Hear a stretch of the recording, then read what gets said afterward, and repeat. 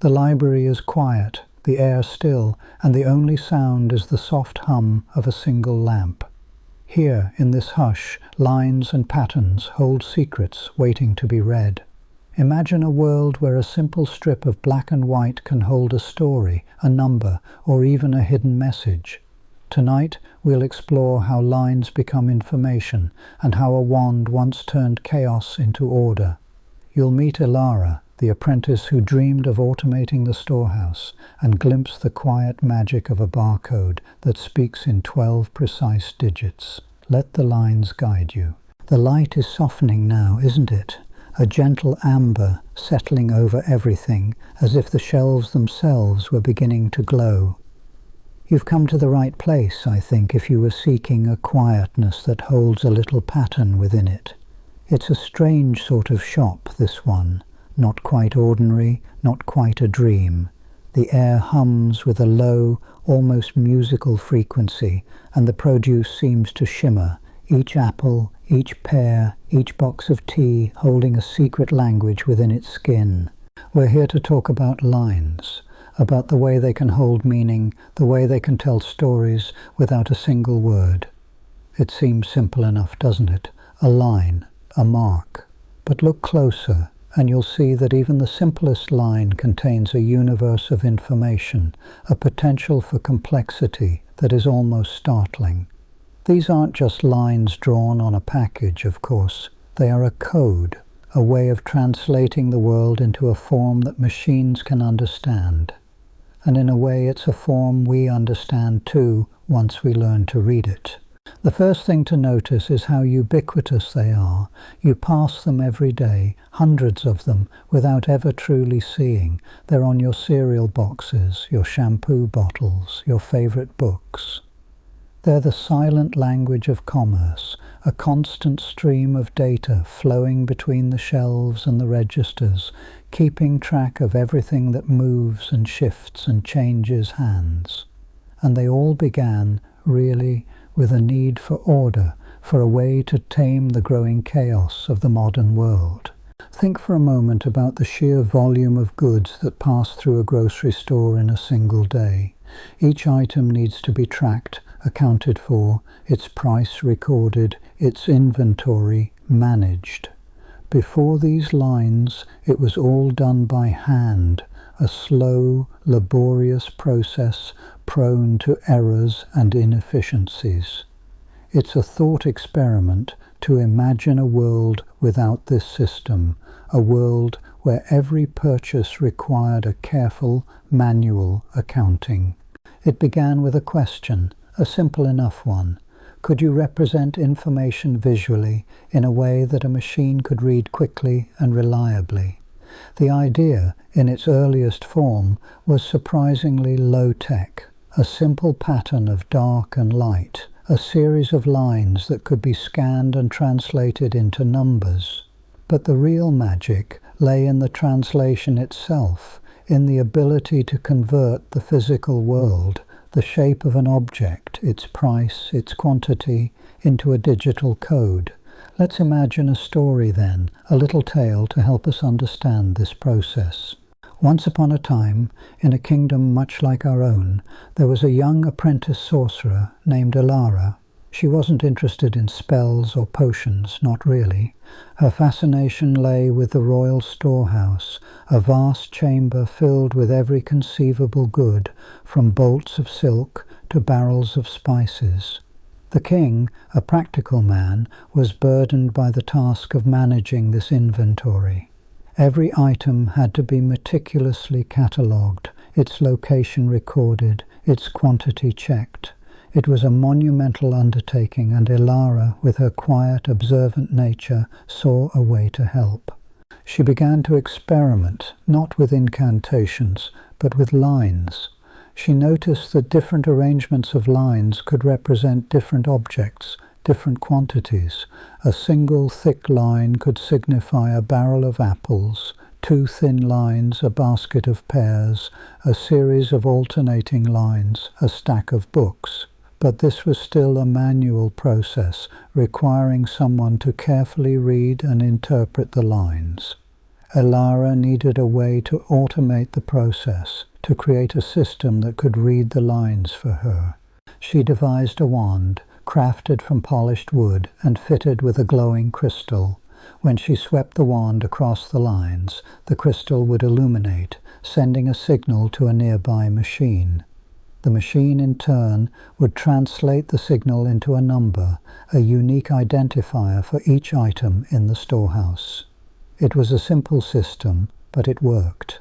The king was delighted, and Elara became known throughout the kingdom as the Sorceress of Order. But what Elara didn't know, what she couldn't have imagined in her quiet workshop, was that these lines weren't just a clever invention.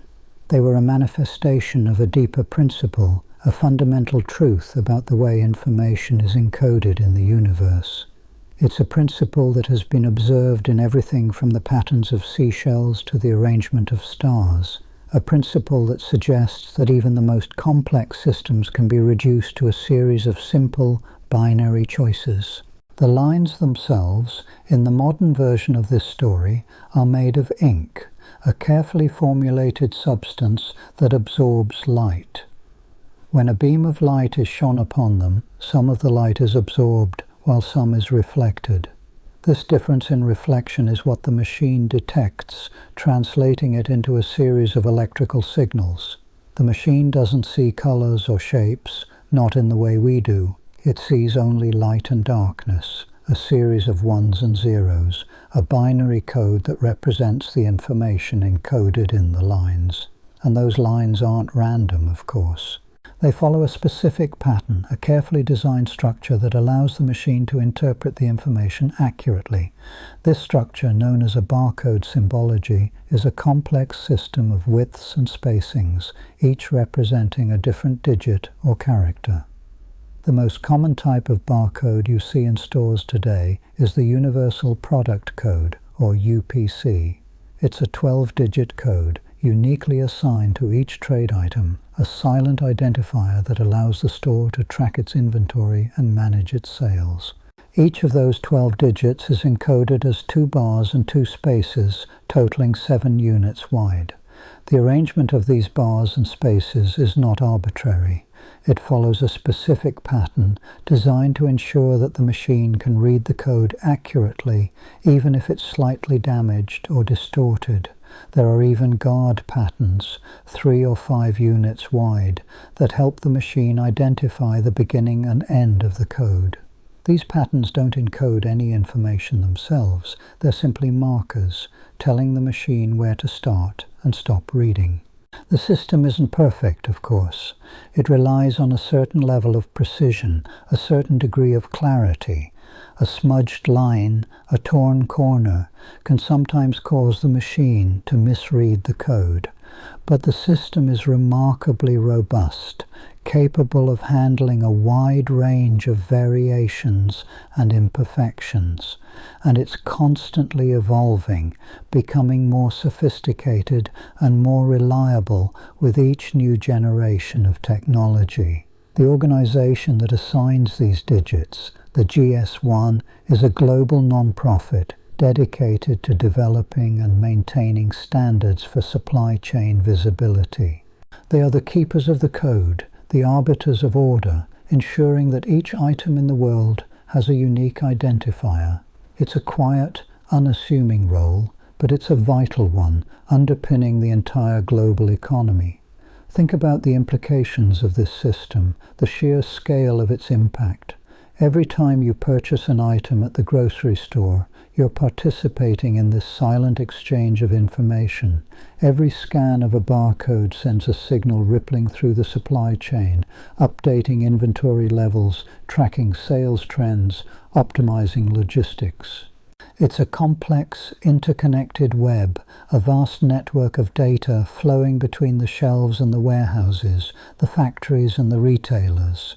And it all comes down to those lines, to the simple act of translating the physical world into a digital code. It's a testament to the power of abstraction, to the ability to reduce complexity to its simplest form. It's a reminder that even the most mundane objects can contain a universe of information waiting to be unlocked.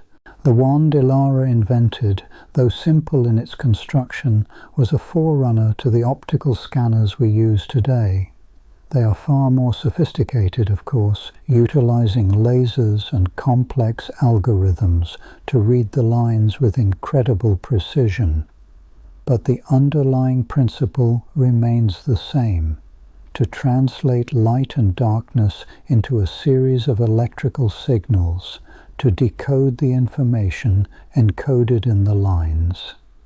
As you wander through this shop, then, take a moment to appreciate the silent language that surrounds you. Look at the barcodes on the shelves, the patterns of lines that hold so much information, and remember Ilara, the sorceress of order, and the simple act of translation that began it all.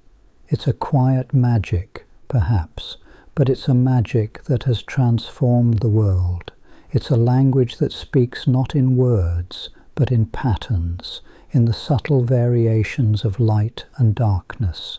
And it's a language that, once you learn to read it, reveals a hidden order within the chaos, a quiet beauty within the mundane. The arrangement of those lines, the way they shift and change, isn't just a matter of convenience. It's a reflection of a deeper truth about the way information is encoded in the universe, a truth that will lead us eventually to the very limits of what is knowable. And that, perhaps, is the most fascinating story of all. The light in the shop has softened further, settling into the amber hues of late afternoon. Dust motes drift lazily in the beams, each one a tiny world catching the glow. It is a stillness that feels almost manufactured, a quiet hum of order in a place dedicated to the precise arrangement of things. You are standing amongst the shelves, surrounded by the objects we've been discussing, the silent carriers of information, each marked with its own unique pattern of lines. It's easy to forget, looking at a simple black stripe on a package, the intricate dance that must occur to translate that visual mark into something a machine can understand. Consider for a moment the tiny factory within the machine that creates these codes. Not a factory of gears and steam, but one of light and shadow, of carefully calibrated pulses and unwavering precision, a beam of focused energy, etching a pattern onto the surface of the paper, not with ink, but with a subtle alteration of reflectivity. Each line and space is not merely a shape, but a carefully measured duration, a precise length of darkness or brightness. And it is in the mapping of these durations, in the agreed-upon system of translating pattern into meaning, that the true magic resides. This mapping, this shared language between the code and the reader, is what those who design these systems call a symbology. A symbology is more than just a table of correspondences. Black bar equals 1, white space equals 0. It's a complete set of rules governing how information is encoded. It must define not only the width of each bar and space, but also the required margins, the quiet zones, before and after the code, allowing the reader to identify its start and end. It must account for the inevitable imperfections of the printing process, the slight variations in ink density or the blurring of edges. And crucially, it must include a way to verify the accuracy of the read, a checksum, a mathematical calculation performed on the encoded data to ensure that no errors have crept in during the translation. Think of it as a carefully constructed protocol, a conversation between the code and the machine, where each side must adhere to a strict set of conventions to be understood. It's a system built on redundancy, on the deliberate inclusion of extra information to guard against misinterpretation.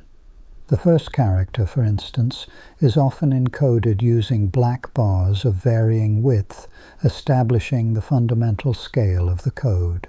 The second character, then, might be encoded by varying the width of the white spaces between those bars, adding another layer of information within the same physical space. This interleaving, as it is known, is a clever way to maximize the density of the code, to pack more information into a smaller area. Imagine a loom weaving a complex pattern of threads.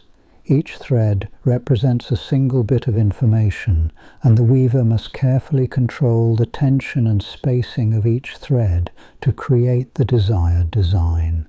Similarly, the barcode printer must carefully control the width of each bar and space, weaving a pattern of light and shadow that can be accurately decoded by the reader. It's a process that demands precision, a level of control that was, until relatively recently, a remarkable feat of engineering. The early symbologies, developed in the mid-20th century, were often quite simple, limited in their capacity and prone to errors. But as the need for more sophisticated coding systems grew, so too did the complexity of the symbologies. Researchers began experimenting with different encoding schemes, different bar widths, and different interleaving techniques, seeking to optimize the balance between density, accuracy, and readability. One example of this evolution is interleaved 2 of 5, a symbology that, as the name suggests, interleaves the data across pairs of bars and spaces. This allows for a higher data density than simpler codes, but it also requires a more complex decoding algorithm. It's a trade-off, a compromise between simplicity and efficiency. And it illustrates a fundamental principle of information theory. You can always encode more information, but at a cost. The more information you pack into a given space, the more difficult it becomes to ensure its accuracy. But the story doesn't end with linear barcodes. The limitations of one-dimensional codes, their limited capacity, their susceptibility to damage, their need for a precise reading angle led researchers to explore other possibilities. They began to consider two-dimensional codes that could encode information not just horizontally but also vertically, creating a matrix of data that could hold a far greater amount of information in the same physical space. These two-dimensional symbologies, often called matrix codes, feature square or dot-shaped modules arranged on a grid pattern. Each module represents a single bit of information, and the arrangement of these modules encodes the message. They are more resilient to damage than linear codes, as a single damaged module has less impact on the overall readability, and they can be read from any angle, making them ideal for a wider range of applications. Consider the QR code, perhaps the most ubiquitous example of a matrix code. It's a seemingly random arrangement of black and white squares, yet within that pattern lies a wealth of information, a URL, a phone number, a text message, even a small image. The reader scans the code, capturing the pattern of light and shadow, and then uses a complex algorithm to decode the information. It's a process that relies on the precise geometry of the code, on the accurate measurement of each module and its position within the grid.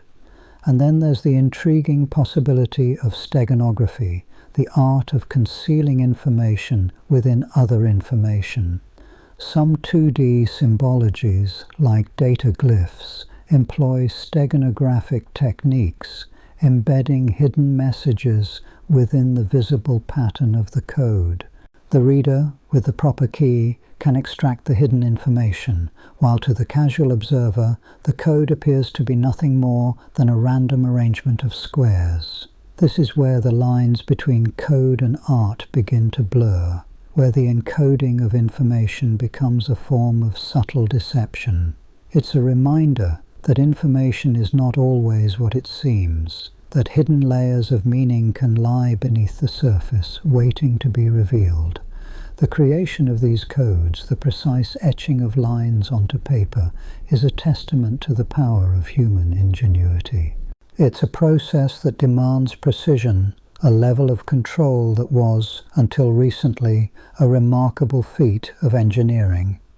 Each line and space is a carefully measured duration, a precise length of darkness or brightness, and it is in the mapping of these durations, in the agreed-upon system of translating pattern into meaning, that the true magic resides. The symbology, that complete set of rules governing how information is encoded, is more than just a table of correspondences. It's a conversation between the code and the machine, a shared language that allows us to translate the physical world into a form that can be understood.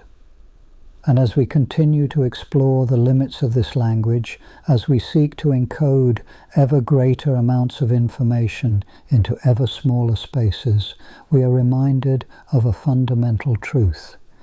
Information is not merely about the message itself, but about the system that allows it to be transmitted, about the precision and accuracy of the encoding, and about the shared understanding between the sender and the receiver. The integrity of the code, its ability to accurately convey its message, depends on the unwavering adherence to these conventions, on the delicate balance between density, accuracy, and readability. This is the quiet, persistent work of the tiny factory within the machine, the subtle dance of light and shadow that allows us to read the world around us. The success of this entire system rests on the fact that the reader, the machine, is prepared to interpret the pattern in precisely the way the creator intended. The quiet zones, those margins of empty space before and after the code, are not merely decorative. They are essential for the reader to identify the start and end of the message. Without them, the machine would struggle to distinguish the code from the surrounding background, to determine where the information begins and ends. It's a subtle but crucial detail, a reminder that even the most seemingly insignificant elements of a system can have a profound impact on its overall performance. And it is in this attention to detail, in this unwavering commitment to precision, that the true power of the barcode resides.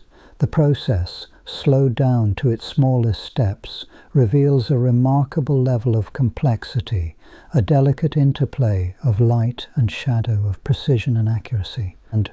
And as you consider the countless barcodes that surround you, each one a silent carrier of information, you begin to appreciate the ingenuity and effort that went into creating this seemingly simple system. The barcode is not merely a tool for tracking products.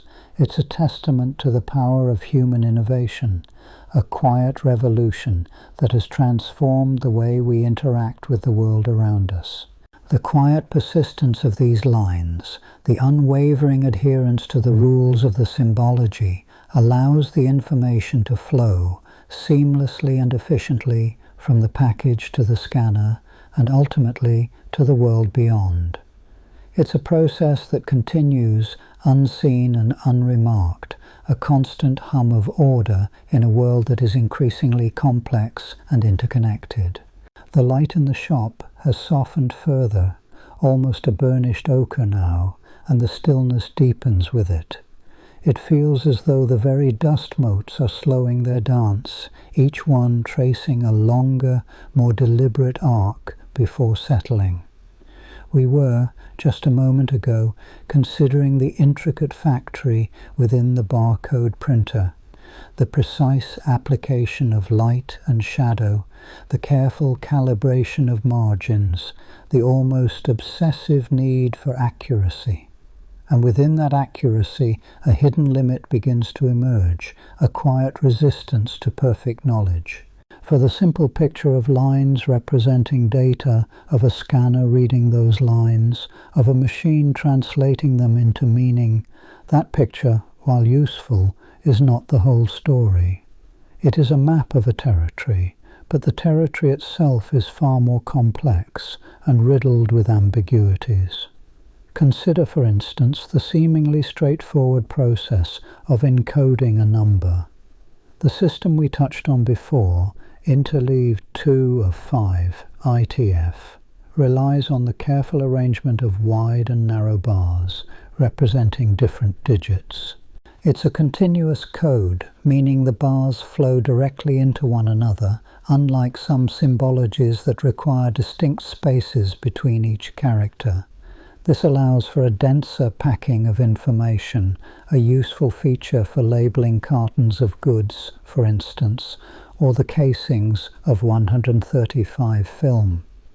But that continuity, that smooth flow, also introduces a vulnerability.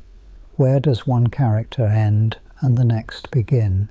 The system relies on precise timing, on the scanner's ability to distinguish between a wide bar representing one digit and a slightly wider bar representing another. And in the real world, timing is rarely perfect. Variations in the printing process, subtle imperfections in the surface of the label, even the angle at which the scanner reads the code, all of these can introduce errors. The machine, in its effort to decipher the message, must make assumptions, must infer intent.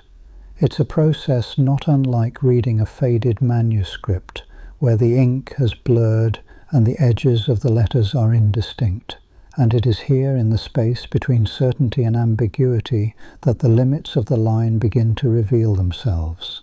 The system, to combat these uncertainties, employs checksums, mathematical calculations performed on the encoded data that allow the scanner to verify its accuracy. But even checksums are not foolproof. They can detect certain types of errors, but not all. A clever enough error, one that introduces just the right amount of distortion, can slip past the checksum unnoticed, leading to a misinterpretation of the message. This need for error correction, for redundancy, speaks to a deeper truth about information itself. It is inherently fragile.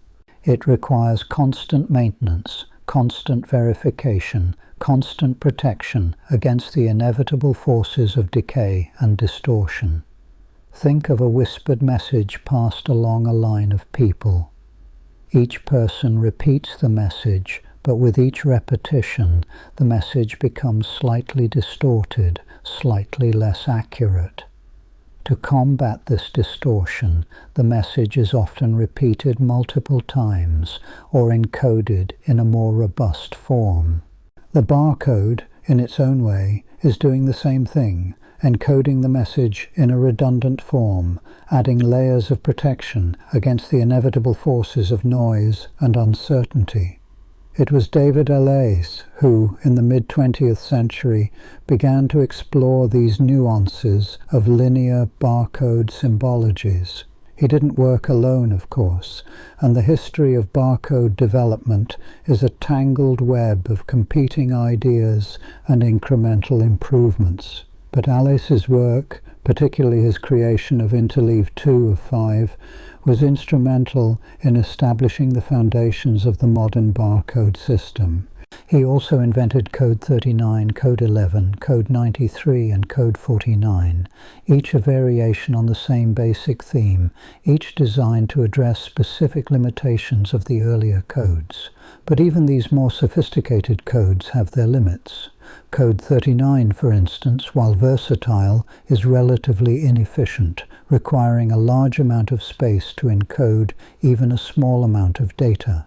This led to the development of Code 128, a high-density symbology defined in the ISO EC 5417-2007 standard. Code 128 can encode all 128 characters of the ASCII character set, allowing it to represent not just numbers, but also letters, symbols, and punctuation marks. It's a far more compact code than code 39, particularly when the text contains mostly digits. But even code 128 is not without its limitations. It requires a more sophisticated scanner, and it's more sensitive to errors in the printing process. The need for even greater density, for even greater robustness, led to the development of GS1-128, a subset of code 128 specifically designed for use in supply chain management. GS1-128 is used extensively worldwide for product identification, allowing companies to track goods from the factory floor to the retail shelf. It's a complex system involving multiple layers of encoding and verification, but it's also remarkably efficient, allowing companies to manage vast quantities of data with a high degree of accuracy. But even GS1-128, with all its sophistication, is ultimately limited by the physical constraints of the line itself. A line can only be so thin, so wide, so perfectly straight. And at some point, the limitations of the physical medium will impose themselves, preventing any further increase in density or accuracy. This is not a technological limitation, necessarily, but a fundamental limitation of the universe itself. Consider the work of Norman Joseph Woodland. Born in Atlantic City, New Jersey in 1921, Woodland received a patent for a barcode system in October 1952. He worked at IBM and was instrumental in developing the format for the Universal Product Code, the familiar barcode found on most retail products. But his initial inspiration, the story goes, came from Morse code, from the way it encodes information using a series of dots and dashes. He saw the potential to encode information in a similar way, using a series of lines and spaces. But Woodland's initial system was far from perfect. It relied on a complex mechanical scanner, and it was prone to errors. It took decades of incremental improvements, decades of tireless work by engineers and scientists to refine the system into the robust and reliable technology we know today. He earned his Bachelor of Science in Mechanical Engineering from Drexel University in 1947, a foundation for his later work. And it is here, in the long arc of that development, that the true limits of the line become apparent. The line, as a medium for encoding information, is inherently limited by its dimensionality. It can only encode information in one direction along its length. This limits the amount of information that can be stored, and it makes the system vulnerable to errors. A single scratch, a single imperfection, can disrupt the entire message. This limitation is not simply a practical one, but a fundamental one, rooted in the very nature of information itself. Information, to be meaningful, must be structured, must be organized, must be encoded in a way that allows it to be interpreted. And the line, as a simple one-dimensional structure, is inherently limited in its ability to encode complex information. This is where the idea of two-dimensional codes, like the QR code, comes into play. The QR code, with its seemingly random arrangement of black and white squares, allows for a far greater density of information than a linear barcode. It encodes information in both directions, allowing it to store hundreds of times more data in the same amount of space. But even the QR code is not without its limitations. It requires a more sophisticated scanner, and it's more sensitive to distortion. Perhaps the most profound limitation, however, is the inherent ambiguity of the code itself. The code, as a system of symbols, is ultimately a representation of something else. It's a map of a territory, but not the territory itself. And the map, no matter how detailed, will always be a simplification of the real world. The code can tell you what a product is, where it was made, how much it costs, but it cannot tell you what it feels like to hold it in your hand, what it smells like, what it tastes like. It cannot tell you the story of the people who made it, the journey it took to get here. The machine, in its relentless pursuit of accuracy, often misses these nuances, these subtle details that are essential to understanding the true meaning of the message.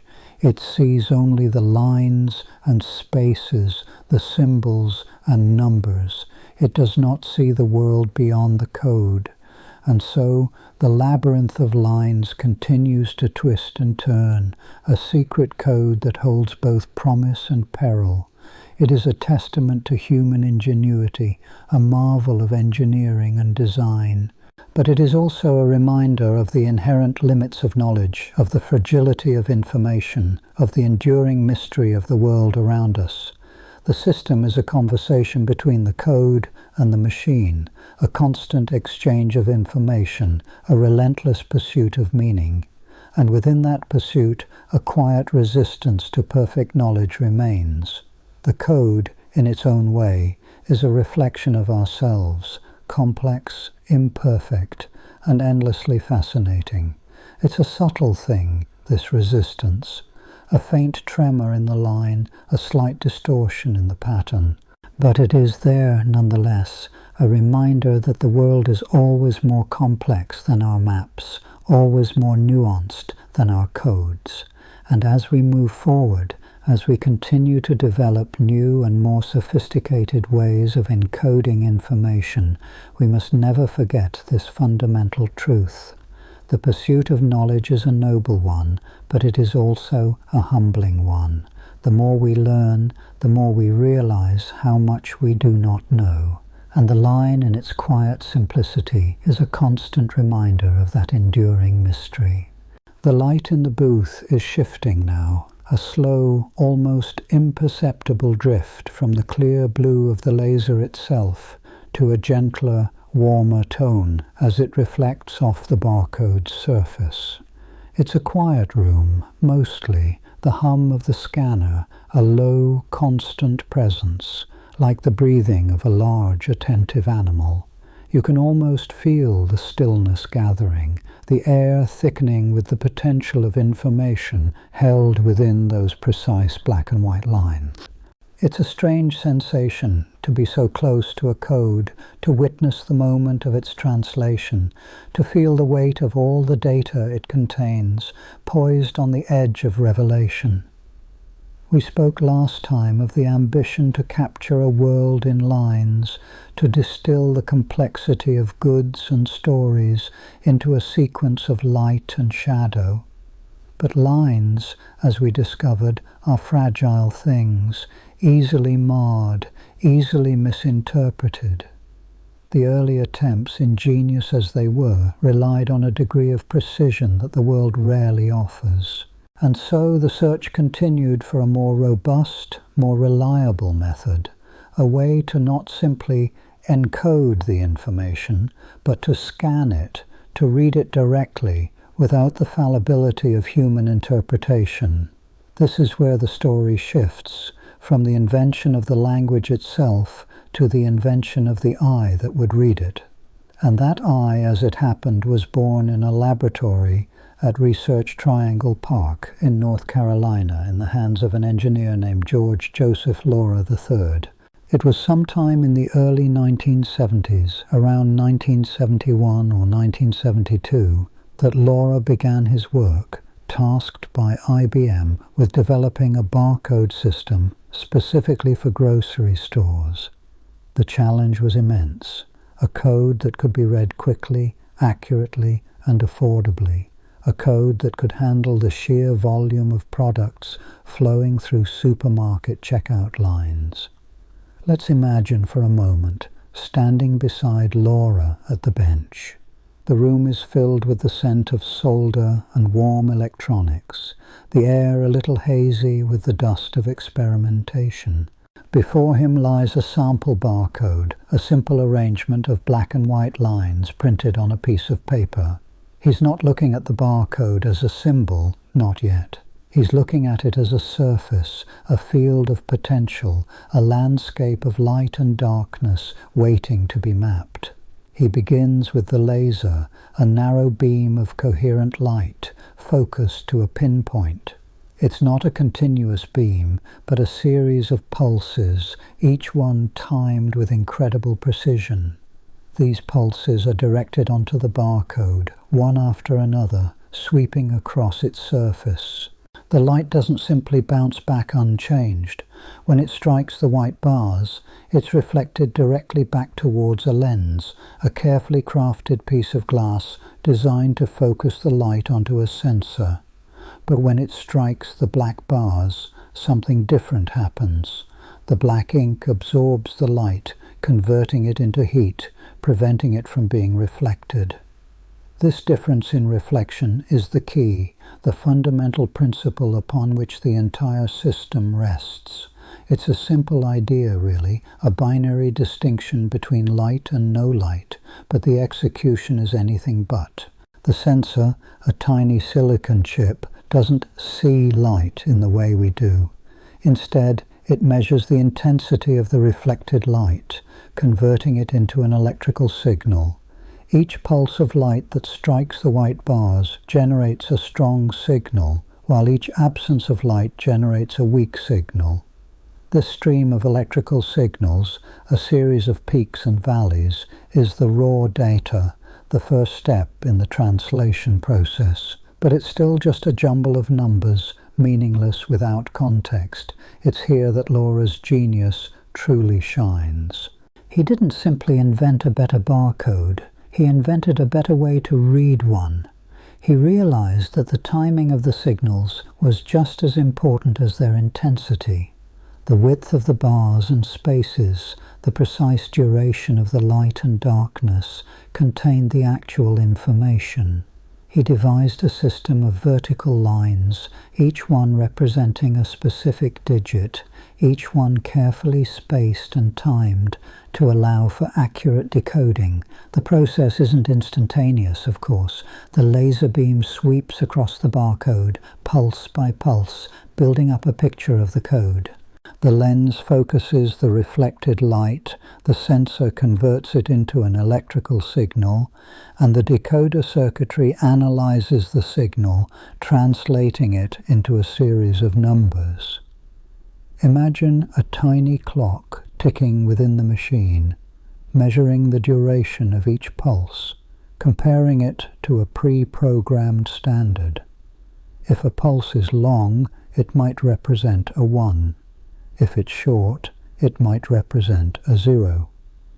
And the sequence of 1s and 0s is then translated into the actual digit. This is where the idea of redundancy becomes crucial.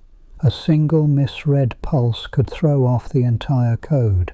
So Laura added a check digit, a calculated value based on the other digits in the code. This check digit acts as a safeguard, allowing the scanner to verify the accuracy of the reading. It's like a whispered confirmation, a way to ensure that the message has been received correctly. The decoder circuitry performs a mathematical calculation on the digits, and if the result matches the check digit, the code is considered valid. If it doesn't, the scanner knows that something went wrong, and it will attempt to reread the code. Laura published 20 bulletins detailing his work, and he secured 28 patents for his inventions. He collaborated closely with Joe Woodland, the original patent holder, and another engineer named David Sevier, refining the design and perfecting the process. His Universal Product Code, the UPC, quickly became the standard for grocery stores and eventually for retailers around the world. It's a testament to the power of a well-designed system, a code that is both simple and elegant, robust and reliable. But even with all the safeguards in place, the process isn't perfect. The laser beam, for all its precision, is still susceptible to interference. Dust, dirt, and even the curvature of the barcode surface can affect the reflected light, causing errors in the reading. The lens, too, can become clouded or misaligned, distorting the image and making it difficult to decode. and the sensor, sensitive as it is, can be overwhelmed by stray light or electrical noise. To counteract these effects, the scanner uses a series of sophisticated algorithms, mathematical formulas designed to filter out the noise and extract the signal. These algorithms aren't simply looking for ones and zeros, they're looking for patterns, for consistent sequences of pulses that conform to the UPC standard. They're able to distinguish between a genuine signal and a random fluctuation, ignoring the noise and focusing on the true data. It's a remarkable feat of engineering, a testament to the power of computational analysis. The scanner isn't just reading the code, it's interpreting it, filling in the gaps, correcting the errors, and reconstructing the original message. It's a subtle but crucial distinction, one that highlights the inherent limitations of any information system. Even the most sophisticated technology is still susceptible to error, and the interpretation of data always requires a degree of judgment, a willingness to make assumptions, and fill in the missing pieces. Consider for a moment the sheer speed of this process. The laser beam sweeps across the barcode in a fraction of a second, capturing hundreds of pulses of light. The lens focuses the reflected light, the sensor converts it into an electrical signal, and the decoder circuitry analyzes the signal, translating it into a series of numbers. All of this happens in the blink of an eye, and yet it's a complex and intricate process involving a multitude of steps and calculations. It's a quiet revolution, a testament to the power of human ingenuity. The scanner is not just a tool, it's an extension of our senses, a way to perceive information that would otherwise be invisible. It's a bridge between the physical world and the digital realm, a way to translate the complexity of reality into a language that computers can understand. And it all begins with that single pulse of light, bouncing off the surface of the barcode, waiting to be decoded. The quiet hum of the machine continues, a constant reminder of the potential energy contained within those black and white lines. It's a strange sensation to be so close to a code, to witness the moment of its translation, to feel the weight of all the data it contains. The light shifts again, a subtle change in hue, a gentle warming of the atmosphere. The process, as we've seen, is not simply about reading a code. It's about interpreting a landscape, about deciphering a message, about unlocking the secrets hidden within the lines. And as the laser beam sweeps across the barcode pulse by pulse, we begin to understand the true power of this seemingly simple invention. The code, after all, is not just a representation of reality. It's a reflection of ourselves, a testament to our ability to create order out of chaos, to find meaning in the noise, and to translate the complexity of the world into a language that we can understand. The silent carrier of information waits, ready to speak, and the machine is listening. The light in the library seems to have softened further, pooling on the polished wood of the tables, and almost imperceptibly tracing the lines of the barcode painted on the ceiling. It's a quiet symmetry, isn't it? The way a simple arrangement of black and white can hold so much, can reach out and touch the world with a precision that feels, at times, almost uncanny. We've spoken of the wand, of the first clumsy attempts to read those lines, of the laser's careful dance across the surface, but it is this stillness, this quiet holding of information that feels most resonant now. It's easy to forget, caught in the rush of the world, that every single scan is a small act of translation, a conversion, really. From the visual language of light and shadow to the electric pulse of data, to the numbers that represent, in turn, everything from the price of a loaf of bread to the tracking of a package across continents. And at the heart of that translation, a question of efficiency, how to say the most with the least, how to encode information in a way that is both robust and swift. Norman Joseph Woodland, born in Atlantic City in 1921, carried that question with him even before the barcode as we know it existed. His early patent, filed in 1952, wasn't born of a sudden inspiration, but of a practical need, a desire to automate the inventory process. He imagined a system that would alleviate the tedium of manual counting, a system that would allow for a more accurate and efficient flow of goods. It began, famously, with the inspiration of Morse code, the idea of representing information with a series of dots and dashes translated into the visual language of lines. But Morse code, for all its elegance, relies on a human ear, on a human mind, to interpret the signals. Woodland's vision demanded something more direct, something that could be read by a machine without the need for intervention. He worked at IBM, of course, a place that even then was beginning to understand the potential of automated systems. The early experiments were crude, using a flashlight and a series of mirrors to reflect light off the lines. It wasn't elegant, but it was a start. The challenge, as always, was in the interpretation. How to distinguish between a valid signal and noise. How to ensure that the code was read correctly, even in less than ideal conditions. It was a problem that would occupy engineers for decades to come. A problem that led to the development of increasingly sophisticated algorithms and error correction techniques. Woodland's work on the Universal Product Code, a project he oversaw later in his career, represents a refinement of that initial vision. He understood that the barcode wasn't just about efficiency, it was about standardization.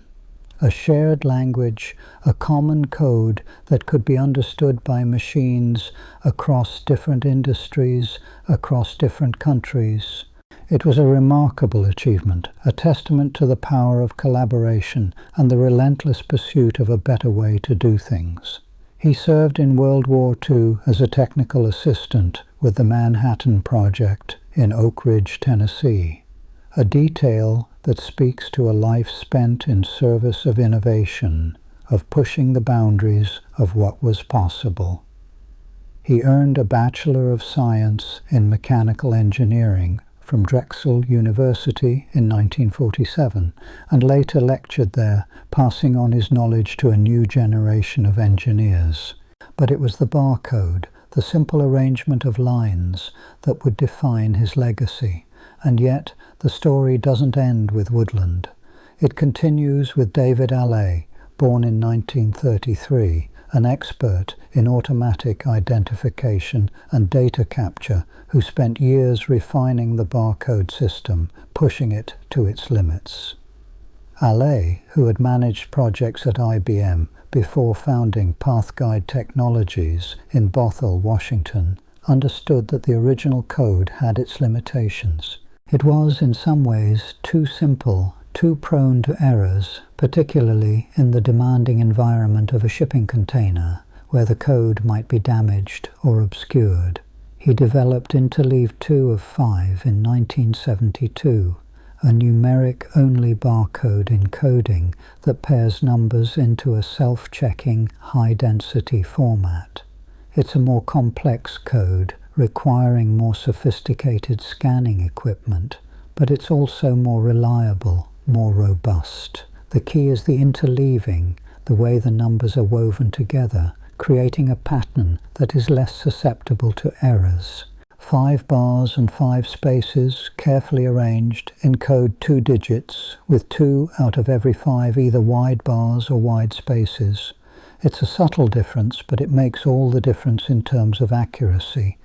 And it speaks to a deeper principle, that complexity, when carefully managed, can lead to greater efficiency, greater resilience.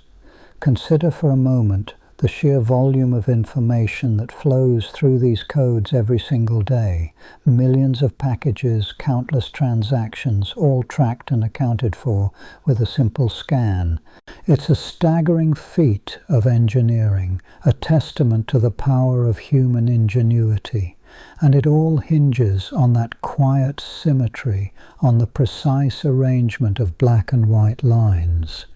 The beauty of the interleaved 2 of 5 code, and of barcodes in general, lies not just in its functionality, but in its elegance.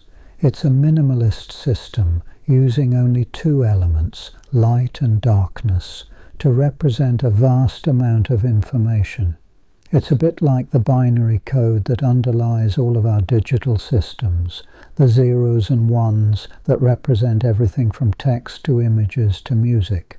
The principle is the same: to reduce information to its simplest form, to create a language that is universal and unambiguous. It's tempting to think of these codes as purely utilitarian, as tools for commerce and logistics. But they are more than that. They are a reflection of our desire to order the world, to impose structure on chaos, to find meaning in complexity. They are a testament to our ability to create systems that are both efficient and elegant, systems that allow us to communicate and collaborate on a scale that was unimaginable just a few decades ago. And perhaps most importantly, they are a reminder that even the simplest of things can hold profound meaning. The barcode on the ceiling, the one that seems to glow in the dim light, is not just a code, it's a symbol of our interconnectedness, of our ability to share information and build a more efficient and sustainable world. It's a quiet revolution, unfolding silently, one scan at a time. The development of these systems, the constant refinement of the algorithms and error correction techniques, is a testament to the power of iterative design. Each iteration, each improvement, building on the work of those who came before. It's a process that is driven by a relentless pursuit of perfection, a desire to create systems that are more reliable, more efficient, more robust. It's a process that is, in many ways, analogous to the evolution of life itself, the constant adaptation and refinement of organisms in response to their environment. The check digit, that seemingly small addition to the code, is a perfect example of this principle. It's a simple calculation, but it can prevent countless errors, ensuring that the code is read correctly, even in less than ideal conditions. It's a bit like a built-in safeguard, a way to protect the integrity of the information. And it speaks to a deeper principle, that redundancy, the addition of extra information, can increase the reliability of a system. And so we return to the quiet symmetry of lines. The barcode on the ceiling, the one that fades into the night, is not just a code, it's a symbol of our ability to create systems that are both efficient and elegant, systems that allow us to communicate and collaborate on a scale that was unimaginable just a few decades ago. It's a reminder that even the simplest of things can hold profound meaning. It's a testament to the power of human ingenuity, to our relentless pursuit of a better way to do things. The light shifts again, almost imperceptibly, tracing the lines of the code. It's a quiet moment, a moment of stillness, a moment of reflection. And as you settle into the quiet of the room, perhaps you can feel a sense of gratitude for those who came before, for those who dedicated their lives to creating systems that make our world a more efficient and interconnected place. The code holds, a silent carrier of information, a testament to the power of human ingenuity. And the quiet symmetry of lines, it continues to resonate, a gentle reminder of our ability to order the world, to impose structure on chaos, to find meaning in complexity. The information is held, stable and waiting, a pattern of light and darkness, a quiet promise of connection. The barcode, a simple, elegant solution to a complex problem, continues to exist, a quiet presence in the background of our lives. It is a system that has become so ingrained in our everyday experience that we rarely give it a second thought. But it is there, silently scanning, tracking, and connecting us to the world around us. And as you drift toward sleep, perhaps you can feel a sense of peace knowing that even the simplest of things can hold profound meaning, that even the smallest of acts can have a ripple effect, that even the quietest of revolutions can change the world.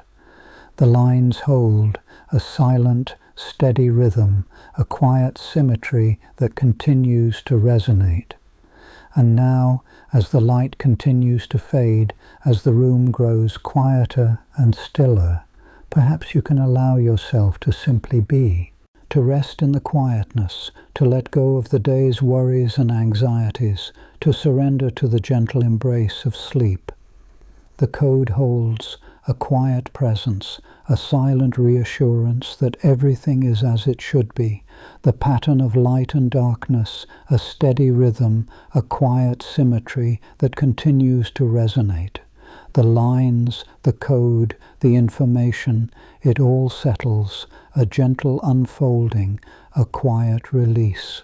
The barcode, a simple, elegant solution, a silent promise of connection, fades into the night, and you too begin to fade, to drift, to rest, to become one with the quiet symmetry of the world. The light is almost gone now, the barcode barely visible on the ceiling. It's a quiet moment, a moment of stillness, a moment of peace. And as you close your eyes, perhaps you can feel the gentle rhythm of the code, a steady pulse of light and darkness, a quiet reassurance that everything is connected. The lines hold a silent, steady rhythm, a quiet symmetry that continues to resonate, a gentle unfolding, a quiet release. Let the pattern of light and darkness wash over you, a quiet embrace, a silent promise of rest. The barcode, a simple, elegant solution, fades into the night, and you too begin to fade, to drift, to rest, to become one with the quiet symmetry of the world, a simple arrangement of black and white, holding so much, reaching out and touching the world with a precision that feels, at times, almost uncanny. And so, you settle now into the quiet stillness, into the gentle embrace of sleep, the barcode, a quiet presence on the ceiling, a silent reminder of the interconnectedness of all things. The lines hold, a steady rhythm, a quiet symmetry, a gentle unfolding, a quiet release. The code, a simple, elegant solution, fades into the night, and you too begin to fade, to drift, to rest, to become one with the quiet symmetry of the world, a silent, steady pulse of light and darkness, a quiet reassurance that everything is as it should be, a simple arrangement of black and white, holding so much, reaching out and touching the world with a precision that feels, at times, almost uncanny, a quiet promise of connection, a gentle unfolding, a quiet release, the lines, the code, the information, settling, a silent, steady rhythm, a quiet symmetry, a gentle unfolding, a quiet release. The light fades, and you rest. Elara's wand traced light over stacked scrolls, turning lines into meaning. The UPC hums in every store, a quiet code in the world's chaos. Symbology shapes how we read the world, from narrow bars to wide spaces. QR codes twist into squares, holding secrets in their grids. Data glyphs hide messages in plain sight, like riddles in a pattern. The lines settle, the light fades, the storehouse grows still. The code waits, the wand rests.